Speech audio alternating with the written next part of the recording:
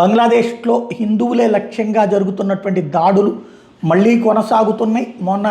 నిన్న ఒక మాస్టర్ గారికి సంబంధించినటువంటి ఇల్లు తగలబెట్టినటువంటి ఉదంతం, మొన్న ఒక వ్యక్తికి సంబంధించిన వ్యాపారస్తుని కొట్టి చంపినటువంటి ఉదంతం, తాజాగా చూస్తే రాజ్బరీలోని కరీం ఫిల్లింగ్ స్టేషన్లో రిపోన్ సాహా అనే 30 సంవత్సరాల కుర్రోడు పనిచేస్తున్నాడు, హిందూ కుర్రోడు.